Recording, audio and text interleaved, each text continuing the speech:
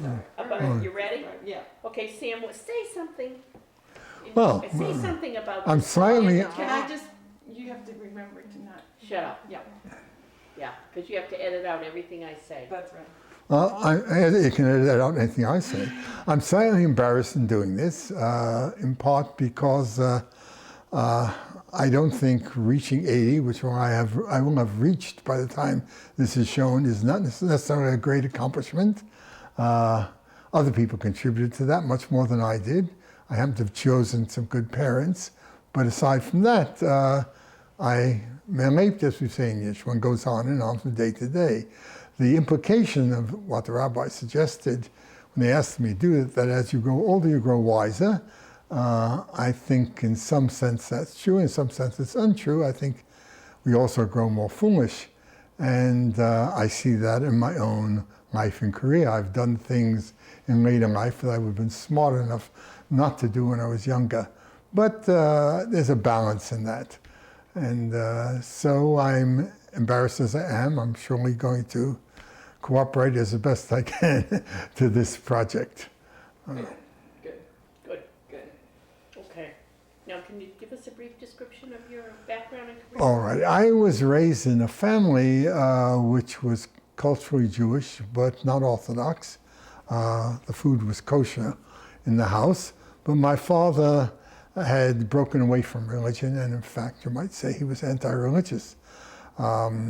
He was a Bundist, a socialist, a strong trade union man, and he literally thought that religion was the opiate of the people. Of course, he was sympathetic to my mother's interest in giving me some sort of Jewish education, and I had a bar mitzvah. As I mentioned, the real question is, would he come? He did come.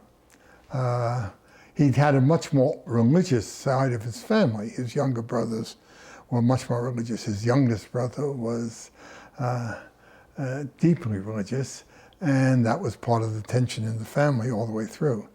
But I had had a rudimentary Jewish education.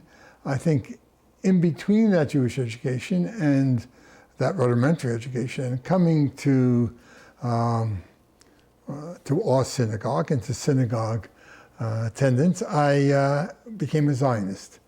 That's somewhat mysterious. I became a Zionist in part in this organization which my father approved of. It was Hashomat Zair, which was left-wing, anti-religious, but the girls were very pretty. And so they did dancing that only lasts now, I think, in all Zionist organizations, what they used to call it Israeli dancing. And as an adolescent growing up, it was very socially exciting and intellectually provocative. I always liked the organization that I was in because it was a counterweight to everything else around me, a counterweight to some of the things that I was studying in high school, and some of the things in high school which turned me off a bit.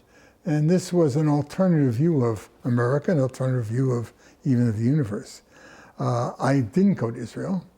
That's a strong story. Ultimately, I ended up disagreeing on politics and political view with my organization. I rose very high in it, was an editor of the magazine at one point, but decided they decided and I decided together that we were not for each other. My politics were anti-Soviet and in part anti-communist, and their politics were pro-Soviet. It became very complex.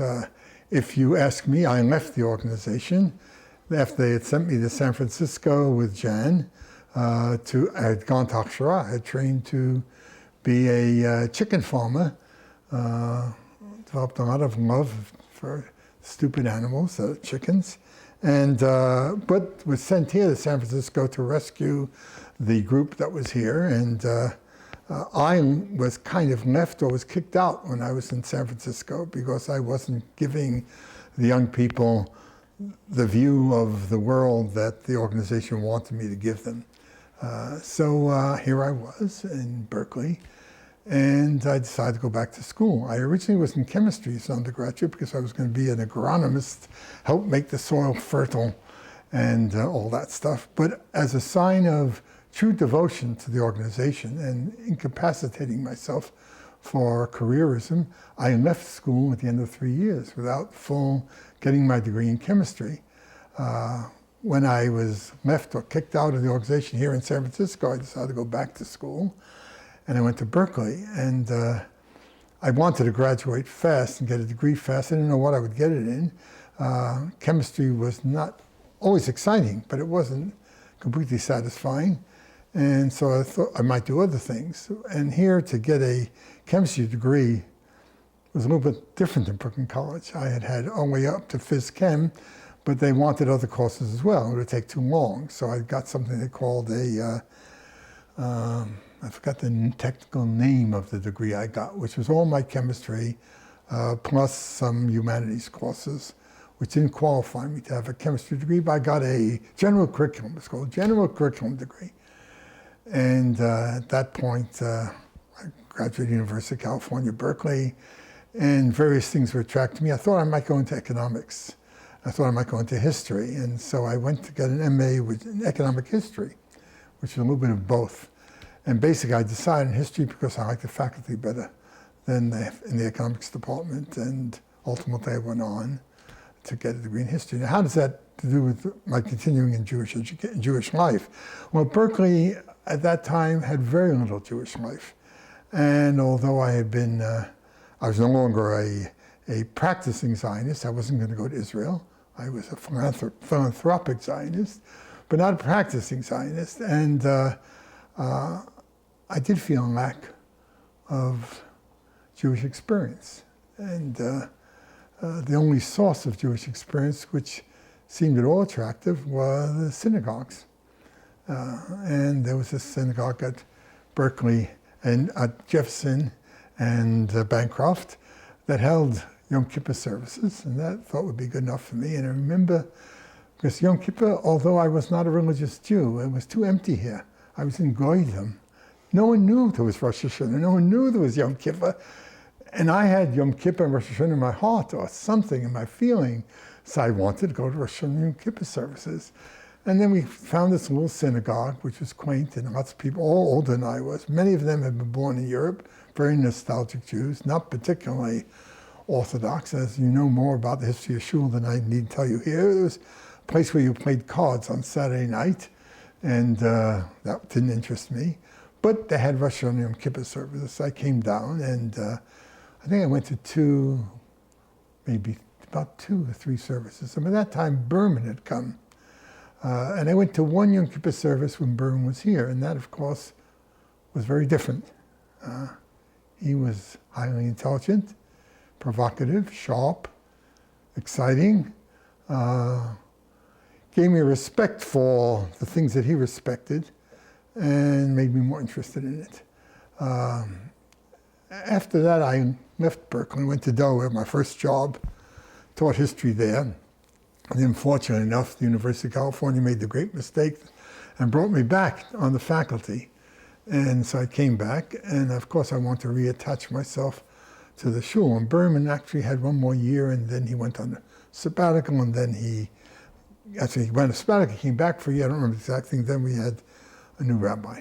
But I already become attached to some of the people in the shul before I went to Delaware, namely the Greenbergs, who we got to know. I got to love them both, and I functioned in their lives. I held the chuppah stick when they got married. Jen and I were already married at the time. We considered ourselves experienced married couple to give young married couples advice, and they didn't need our advice. They had a different world of their own. And actually, Archie and Shoshana became more attached to the synagogue than we were. Anyway, I came back, and I was becoming more religious in thought, intellectually as well as culturally. I mean, the books I read written by religious people were more interesting to me than books I read written by non-religious people. Somehow, when I read the usual sociological interpretations of the world It was like seeing the same movie for the third time, even though I had never read that book. I read a religious perspective. I read, the usual things that guide people to Judaism, Buber, Rosenberg, Rosenzweig, Buber, Rosenzweig, and others who are now not as important. Will Herberg was a provocative thinker for me. I found them always interesting and always illuminating, never boring. And then, of course, I began to doubt my old doubts, which led me in other directions. I don't think I'm an Orthodox Jew. Maybe I shouldn't give theology here. You can cut this out. I think I'm really a conservative Jew in theology, but I'm an Orthodox Jew in sociology because I don't believe in the kind of democracy that many conservative synagogues practice and preach. I believe in the person who knows has something to direct and teach people who know less. And in Judaism, that's important. And I've always learned a lot throughout my years being in the shul and read a lot in that direction. So I felt more and more at home in Congregation Beth Israel, even though I wasn't theologically an Orthodox Jew. I still feel very much at home there. The unique thing about the shul is that it was very welcoming, very open. In the Orthodox shul that I had my bar mitzvah, if people seemed to not observe all the mitzvot, they were actually asked to leave, or were got a cold shoulder. Socially, they were estranged in some ways. This never happened at Beth Israel, not from the rabbis, not from the congregation. And that openness told me this is a place where I can come and learn more and experience more and grow, religiously speaking. And I think I have in the years I've been here. I don't think my religious views or practices exactly what they were when I came back from the University of Delaware to Berkeley, to the 1 year of Berman, and the rabbis afterward. I think it's grown deeper and more difficult in some ways. I don't think, as I say, I have answers. I have some answers. I can say I have none. I have many answers, but I have a direction, and which is gratifying, and I think enriching. I better shut up. Wonderful. I go on and on. Wasn't that wonderful? That was wonderful. I go on. Yeah, but I just, there's one, I didn't realize that you made your career, that it was a professional move with this organization, I forget the name of it. Hashem Matzah. Yeah, so if you could just tell me that in a sentence so I could, what you said, they brought you out here. Yeah, they brought me out here Can to you do just work go for back? them. Yeah, can you go back? Okay. Just one sentence about that, and then I'll edit that at the proper spot. Hashem Matzah brought me out here to work for them. I had been an editor of their magazine back east, and then I had gone to the training farm to learn how to raise chickens, and which I did and got to enjoy in part. Then I was sent out here to rescue a branch of the organization. And from here, it was clear that my views and their views were too sharply different and that we couldn't go on together. And so I was in Berkeley, and I decided, I was in San Francisco actually, and I decided then to go back and refresh my career. I had no degree. I had a bachelor's degree. No bachelor's degree. Perfect. Isn't Okay. that great? That was great. So what are your answers? You said you had some answers. Well, some of my answers, well, you might say skeptical answers. One that the view of the world, my view of the world, was very heavily influenced by the great advances of science. And science is miraculous, has done wonderful, wonderful, great things. But it cannot create a worldview. That science is most effective in very limited areas. That beyond the realm where science works, the world is mysterious. And there one has to look to the wisdom of the pre-scientific world, what people thought about what makes life worth living, what sort of families you want to have, what is your attitude toward the tradition. See, science undermines tradition, because if you want to know anything about chemistry, the latest journal will be the thing you read. You're not going to read a journal of 1850, because science has a kind of cumulative development as humanities don't. You can read, I can read, well, I can read, I was about to give high-class philosophers, but even go to a play of Shakespeare, and I think this man was very smart. He understood how human beings work. He understands their pitfalls. He understands, he's even a moral teacher. And somehow the Nobel Prize winners are not moral teachers. And they can't give you guidance outside the world of their discipline. Since then, by the way, I've interviewed 3 Nobel Prize winners for a paper I delivered at the World Congress of Historians in Oslo. And they're very interesting. 3 Jewish Nobel Prize winners, all in the medical sciences. And it's impressive how puzzled they are about their lives and whether it was worthwhile and what they did was right. They can't apply their methods at all outside of their very narrow branch. And they can be anything outside it. They can do anything. They can be immoral. My men were not immoral. But you can easily be immoral outside of that. Morality is not based on a scientific understanding of the universe. It's based on a sense of that the world itself, as we're in it, is not complete. That one learns morality is in part based on everyday life experience, where you are, where you're established, what you've done for a living, your friends. But it's also based on some truths which have been uncovered long before us.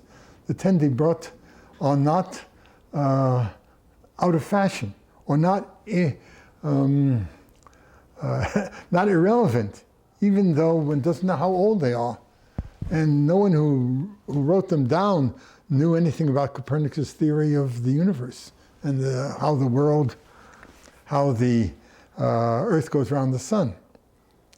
Anyway, so there are some things which have not advanced over the years. And in fact, we've forgotten their truths. And we have to go back and uncover them and be aware of them. Because we reject them because they don't speak our language. We have to learn their language to understand what they're saying. And in fact, our language interferes with understanding what they're saying. So surely in the realm of morality, one of the answers has been that one can't get this from the world of fact and new facts. And also know that in the sense that some of the questions which were posed by the earliest of our Jewish thinkers are still with us, as well as and their directions in moving with regard to those questions. I read one when I was reading Bereshit recently, one comment, I think it was Samson Raphael Hirsch, I'm not sure, don't quote me. He said, I think he was quoting someone who was quoting someone. He says, one of the questions that raises is, why is there anything? Why is there not nothing? Why does anything happen, anything exist? Of course, no chemist working at Stanford who I interviewed would ask that question. He would think it's a nonsensical question. But it went to me very strongly. I mean, why does anything exist? Not only I, but anything. So Hirsch, who's an old fogey, who had Galen, lived in the 19th century, could bring to me a question that is important to me. Not saying that he gets an answer, but his answer is because God created heaven and the universe for his own purpose.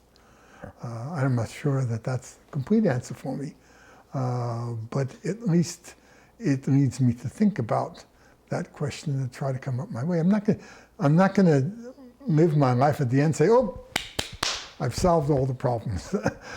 I think I've learned how to be with people better than that may be not correct English, but I've learned I'm living in my family and trying various ways of living with my family, with my wife, with my children. I've taken guidance from our Jewish tradition in that which has been helpful. and led me to certain conclusions, which are good enough for me to live by and grateful for, to be grateful for. I'm not always a seeking. Some things you stop seeking because you find the truths are adequate for your life.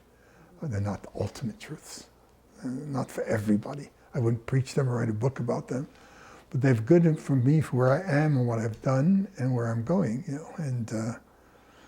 And so I think Judaism and the synagogue and what I've read through the Jewish teachers and religious teachers, I've read non-Jewish religious teachers on Nathan and Epicurus who have been helpful to me. I said the word Epicurus fast.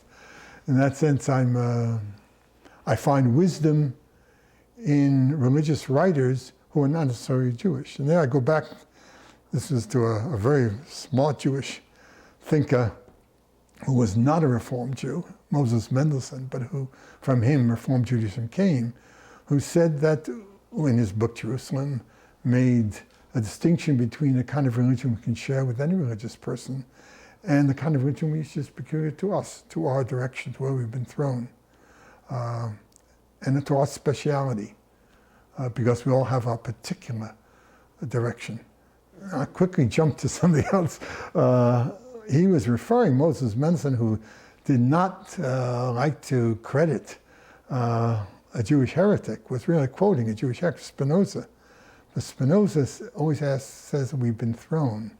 That's been picked up. He said if you took a stone and threw it, and Olson gave the stone consciousness and said, Mr. Stone, where are you going? Spinoza said the stone would say, oh, I'm going to that green patch. Why are you going? Because I chose that green patch. I like green rather than yellow, and it's very refreshing. And so Spinoza said that we think we've chosen more than we have chosen. And Mendelssohn picked that up and said, for Jews, we have our path.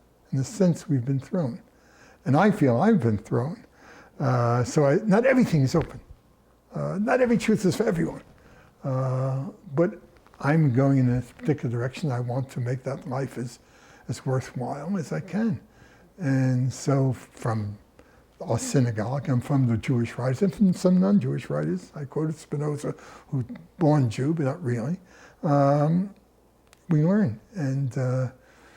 And being in the synagogue keeps those issues alive for me. I can't throw them out. I shouldn't mention his name, but the Nobel Prize winning biologist I questioned at Stanford spends his time not thinking those questions. He's busy with his work. And although he's Jewish and suffered for being Jewish greatly, nevertheless, he has pushed that out of his mind.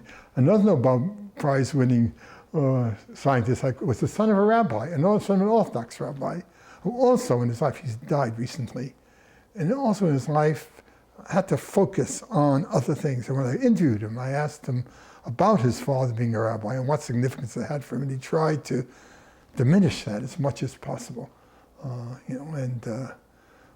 Luckily, I have a place which keeps those questions alive for me and keeps those issues alive and keeps me still interested in reading religious writers, Jewish and some non-Jewish. Yeah, perfect. I love that. Give it 2 minutes. I know. 2 minutes is enough. I like that. I like Spinoza in the stone. That, Use Spinoza. you can. That was given me through Moses. When I read Moses Mendelssohn, it's off the thing. I asked a scholar, a Jewish scholar, where did Mendelssohn get that from? He said, he had read Spinoza, but he didn't want to talk about Spinoza. Then I went to Spinoza, and there I found it. It's this talk about free will and choice. And Spinoza says, we overestimate our self-direction and our realm of choice. Our realm of choice is really, because we've all been thrown. And then I think Mendelssohn did say thrown. I forgot how I got that connection, but he never mentioned Spinoza. No, he wouldn't, because Spinoza had cut himself off from the Jewish community. That's so interesting. Do you have any more? I don't have any more. Should I talk about question that Sam came up with is what changes. I don't in the think synagogue? I don't think we're going to go All there right. with you. I All think right. it's a more personal. Don't Yeah. you think so? Yeah. Is there Whatever. anything you'd like to add? No. Okay. Unless I say the less foolish I'll be. Okay. Thank Eva, can you start by maybe could you tell a tiny bit about yourself? Okay. Because you're from Austria, so tell where you're from and. Well, I'm not a native. I was born in Florence, Italy, Fiorentina. Yeah. And then my mother took me to Austria. She was Austrian. My father was not. My father was German, from the Rhineland. Yeah. Half German, half French. Yeah. And Oh.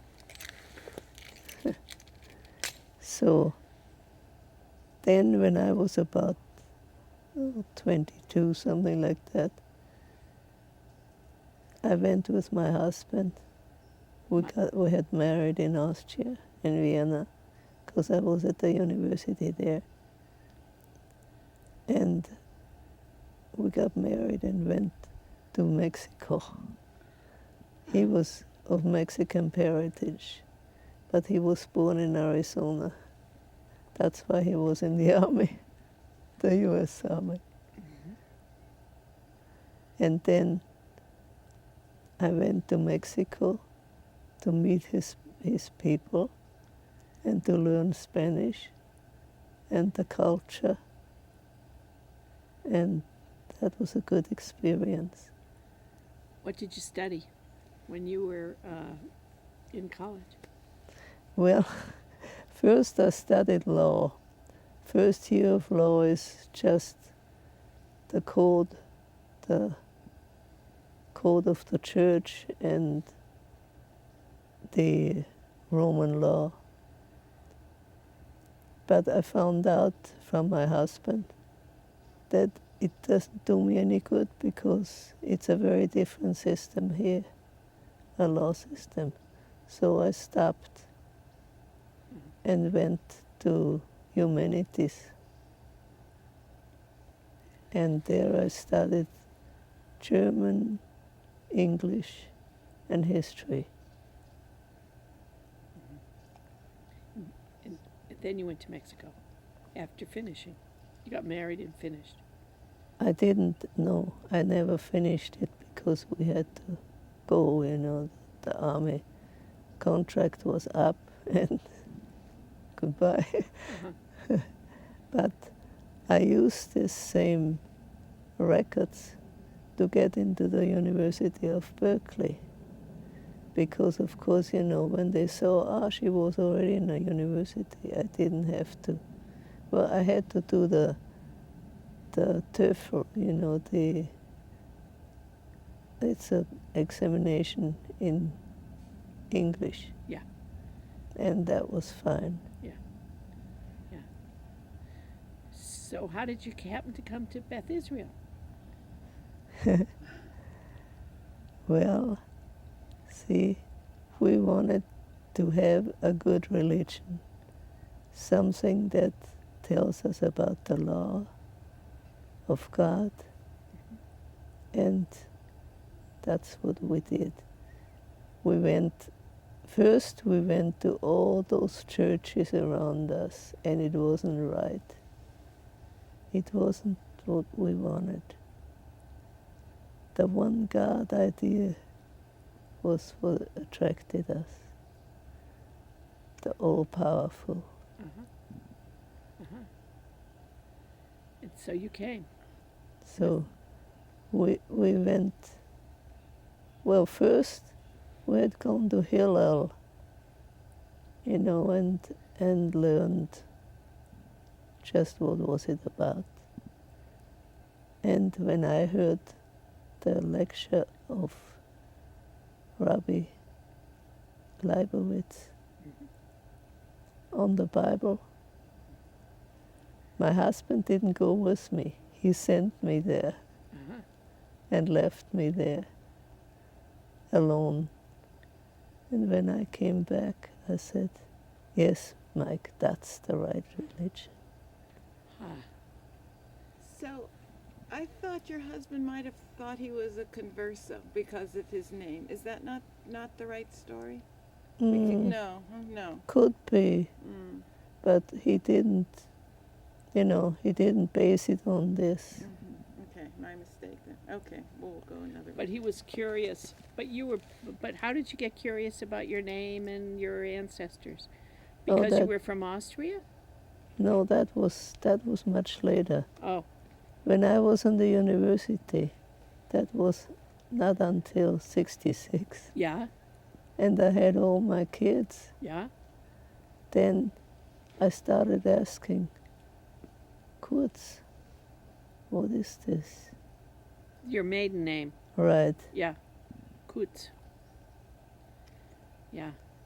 And it could be, I have no definite proof. It didn't matter to me Right. because I said, well, if it is, fine. If it's not, Fine. fine too. So then you went to Israel? You went to Israel? Yeah, we both went to Israel. But that wasn't until 83. All right, so let's backtrack. Okay, so you came to Berkeley. By then you had 5 children. Right. So tell how many kids you had and what you did before you went to Israel. Well, we lived in Hayward. My husband was a bridge painter of the Bay Bridges. And that's how we made out, That's how I earned his living. And Hayward, we had a house, a GI house. And we did fine. And then they transferred him to Oakland Bay Bridge. Uh-huh. He was in the Dumbarton Bridge. That's near Hayward. Well, we looked for housing, and we did find a house suitable. We looked for 6 months. And you were going to Beth Israel all this time? Oh, no, No, no. Yeah. no. See, that was in Hayward. It was too far away from everything. So then you found a house in Berkeley, the one you're in? Right. So you found the house. And then what happened? You started your search for a church or a synagogue. Right, Oh, I see. yes. Okay. Almost immediately. Almost immediately. Because we wanted to know how to bring up the kids. Somehow what we had didn't make it. There were too many holes in it that we didn't understand. I So understand. that's how it happened. So that's how it happened. And then what made you go to Israel? Was after you converted? Yeah, well, I had a very good job. I had gotten a promotion, and now, after the promotion, I was working in Caltrans again, but this was the large laboratory, the chemical testing and all that was going on there. And yeah, I had a very good job. So you worked and he worked, and then you decided to go see Israel. Right. How long were you there? 7 years. With the kids? No, the kids were all grown up, but Oh my. they had jobs. Uh-huh. And how was it for you in Israel? It was very nice. Yeah? How'd you come back? Why'd you come back? Well, I was scared. There was this air war going on. And with my experience before, I was just simply scared to bits. You mean you were afraid from World War II? You remembered all of that? Right. And then, as I said in the car, World War II left me buried under a story building, and they dug us out. And there were 89 people in there. 6 came out alive. Uh-huh. And you were one of the 6. I was one of the 6. I was wounded, and the ear doctor, you know, the one that fitted my hearing aid, she said, "Have you ever had a real bad hit on the head?" I said, "Yeah, I can tell you this side. That's the bad side." So she said, "There you have it. There's the reason." Oh, from the war. Right. Ah. So, So when it happened in Israel, you were very frightened. yes, be quite frank. Then my mother was with me because, you see, when she was in Austria, she was very ill and they didn't treat her. There was a reason. She was supposed to, well, my uncle had died, and he had a testament, but it wasn't for the people that wanted it. So the people that wanted it went to court, and they gave her all sorts of troubles. So I said, "Come with me." And the trouble she had, her feet had enlarged so much that she couldn't get into any shoes. Oh dear. And so the Israeli doctor we had cured her within 4 weeks. And the big doctor in Austria hadn't been able to. So Yeah, I didn't quite buy it. yeah. So your time there was good. But Yeah. the war, the fighting scared you when you came back here. Right. Yeah. And then I came back with her because where was she supposed to go? Yeah. I understand. And then you became more active in Beth Israel. When you came back. When I came back for a while, yes. But then, you know, I went back to Sacramento with my husband. We bought a place up in the Sierras, and that's where we stayed. And my mother was very ill. She had Parkinson's, Mm-hmm. and she died of it. I took care of her until she did. Mm-hmm. So that was the thing. And then you came back again after your husband died? Yeah, for a while. But then I went to Sacramento to stay with my son, to help him out. Like a mother. Right? Can't deny it. Yeah. Can't deny your feelings. Right. You can't deny them. And so now, what do you think about Beth Israel? The way it's changed. It's nice. Yeah. Can you say that? Could you just say? See, the Sephardi element, we were in a Sephardi synagogue all the time when we were in Israel. Uh-huh. So can you make a sentence that doesn't have my question in it, so that it says what you think about Beth Israel in terms of how it's changed, or how it is, Well, what part it has in your life? Yeah, it has changed, but it hasn't changed that radically. It's still an Orthodox synagogue. And that's what we were after. Uh-huh. But then in the meantime, my husband died. Yeah. He had this blood disease, you know, cancer of the blood. Uh-huh. Because, you see, all this time in Dumbarton, he worked with lead paint. Oh. And then they didn't understand that lead paint caused cancer. So that was the sad story, that he died of it.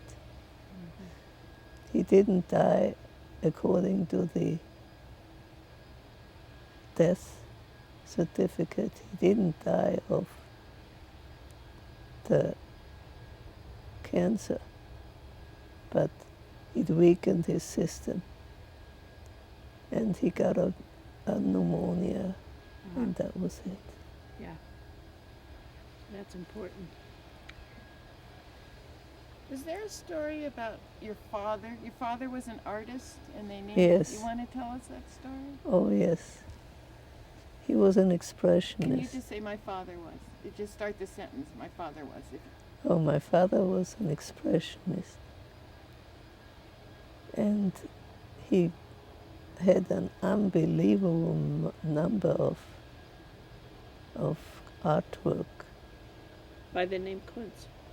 No, he wasn't married to my mother. Yeah. But his name was Wingen. And what happened? Well, you see, he was, for one thing, an expressionist. That already put him into the bad books of the Nazis. But then he never knew how to not say the truth. So when he talked about Hitler, that wasn't so good. He said that the contracts that Hitler had with Russia had never been kept. That's one thing he said. But he also said that he was half French. And that was the big crime. They called it, oh, he's a spy for the French. But then later on, he talked to an SS man on the train. And again, he didn't keep it in. So in 44, they dragged him off to Poland. And there they killed him. I asked one of the people that was imprisoned with him, and he said they gave him typhus shots. I said, typhus shots? Yes, live typhus. Oh dear. That's what killed him. And my grandmother, she was the only one he was allowed to write to. My grandmother had this letter where he describes the misery he was in, the bodily. But was he then honored later? Did they honor your father? Did they name a street after your father? Or does I have that story wrong? Oh yes, they did. Okay, can you tell us that story? How Yes, that happened? they named a street after him in Kempen. Kempen on the Rhine. That was his birthplace. No, not his birthplace, but, his growing up place. Because of his artwork? Why did they do that? Why did they honor him? Yes, because of the artwork that was all over Germany, all over France, all over Netherlands. Huh. Does the family still have some of the artwork? Oh yes, yes. And it's also on Google. It's on Google. Huh. So the family has some artwork, but how old were you when he died? 49. 49. It was in 40. No, It was in 44. 44. He died in 44. 44. But you were 49 at that time? No, he was. He was 49. Yeah. How old were you? About 18, 17, 18, something like that. 17, yeah, because it was in 44. But I was already hit. I had to, really live with that injury. So, And every time there was a attack by air, I went off my rocker. So you had already been buried under the house by then, and you were recovering from that. Yes, so did your father's arrest affect your family? I mean, obviously, but he was gone and that affected your family. But were you under surveillance? Were you suspect also? I am not sure. It could be. I was still in high school. Yeah. It's hard. You had a hard time. Yeah, I don't know. But then I was compensated. I had a good marriage. Ah, that's great. That's great. You found your place. Right. Yeah. And Judaism in your life, would you say it's done what you hoped it would do for you? Yes, because like last night I felt very bad. I prayed out of the little siddur Uh-huh. and it all fell off me. Wonderful. So I know I got in touch with him. That's wonderful. Yeah. What else could we tell? What else could we tell people that would be interesting that you think of? Hard to say, there were so many interesting things. Yeah. I went back to school in '66 when we got to Berkeley, Yeah. and I studied Spanish, I studied German literature, and I got a BA in that. And later on, I joined the library school, and I got an MLS in '70. Wow. And with that, I was able to get a job. And of course, the Spanish helped because if you knew Spanish, it was easier to get a job. Yeah. It's a wonderful experience, huh? If that lawnmower next door is a little bit. You're hearing it? But what can we do? Nothing. Yeah. Can't do anything. Right. What I'm, else? I'm trying to think what else we could know about. I'm trying to think, Eva, what else makes it interesting for the synagogue? Yeah, right.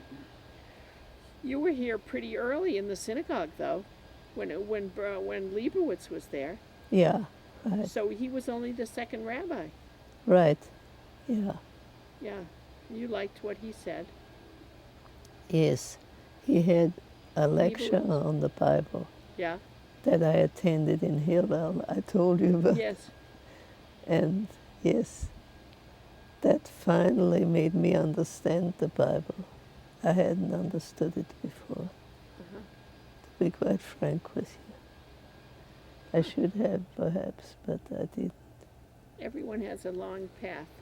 Yeah, because, see, all I knew was the New Testament, and somehow it didn't make sense. Uh-huh. Did you ever explore the origins of Mike's name? Yes, but, I didn't do it in depth. Right. I didn't do it in depth. That was wrong. But I had so much to do that. But yes, Santos Caro came from Spain.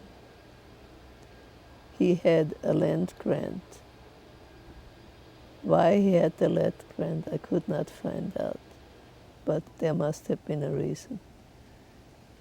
And the name Santos is kind of funny, because usually Spanish people will name a boy after a saint, but Santos, saints. So that stumped me. Uh-huh. It raises the question of the origin of the name. And then I found a casual note in the Inquisition papers in the Library of Congress on the other grandfather, whose name was Renteria. Venturia. Yeah. And the Inquisition papers didn't say much except that it was, negative. Yeah, why would he have been brought in front of the Inquisition? Why would the Inquisition even have his name if it wasn't some Jewish? Yeah, there must have been something. Yeah. So, It's so interesting how people come to Isn't this, it? isn't it? It is. Isn't it It's interesting how amazing. these two lives came together right, like this? Yeah. Are you getting chilly?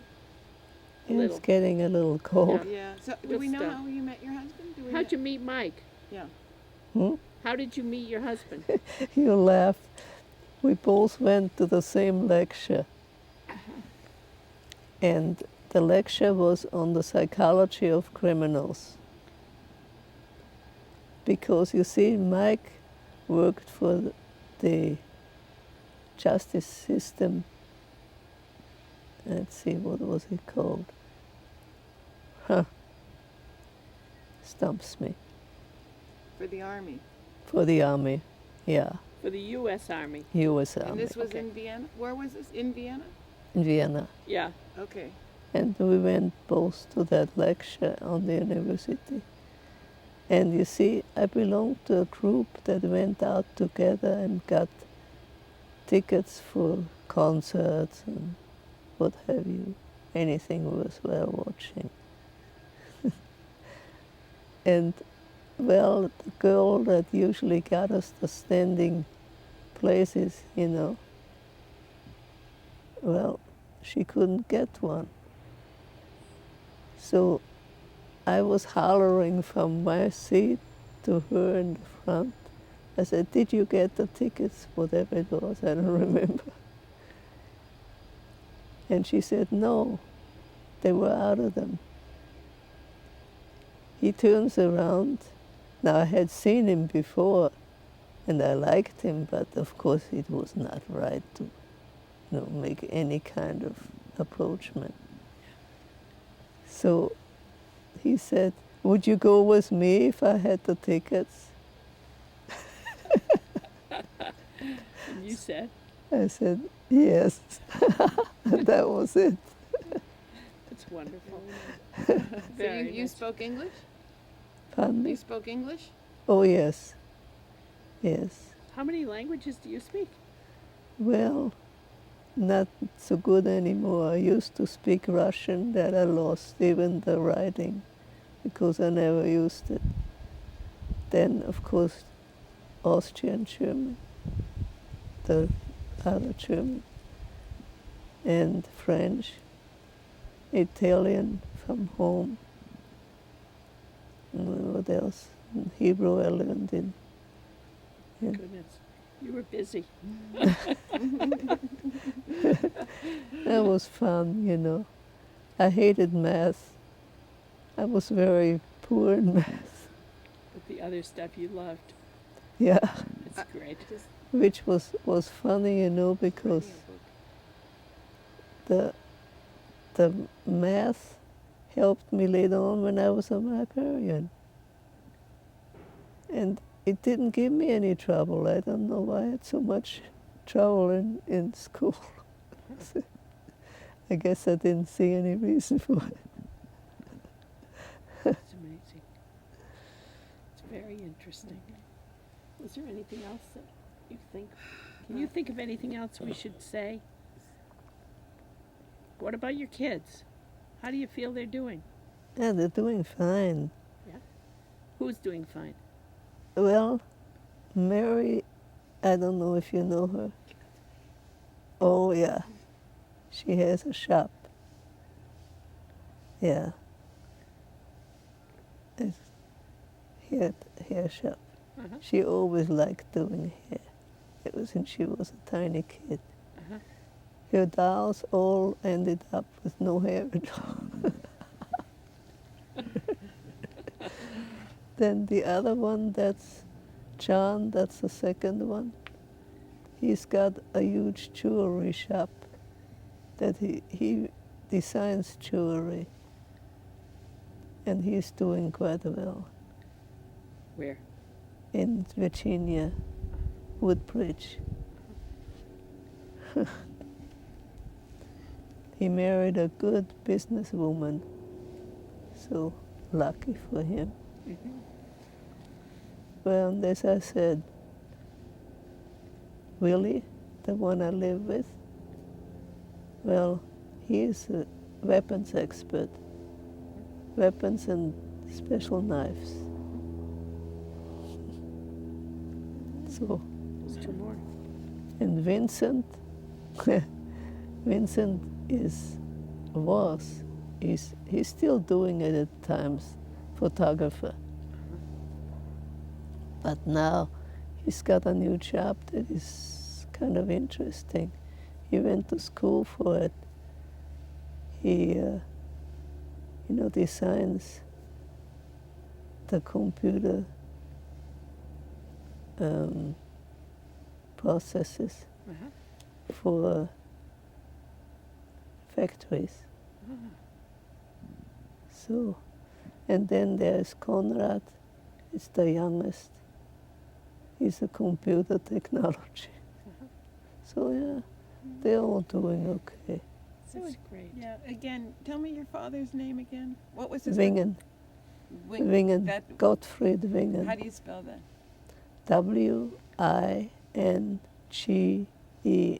and you can find him on Google. Can I find his picture? Can I find any of his work on Google?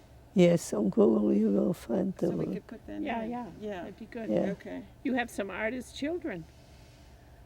Yeah, the second one, the one that designs jewelry. Yeah. I got your father's talent. Okay. Well. Okay. All right. Now that she's thoroughly chilled. Yeah. Right.